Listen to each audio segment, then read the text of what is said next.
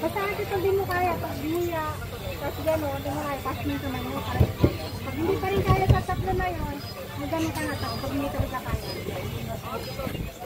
Basta ko pala hindi kaya. Iba kasi yung sa penny.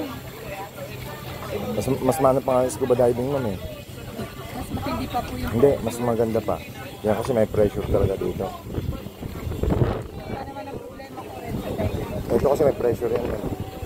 Parang nasa aeroplano ko lang, ma'am.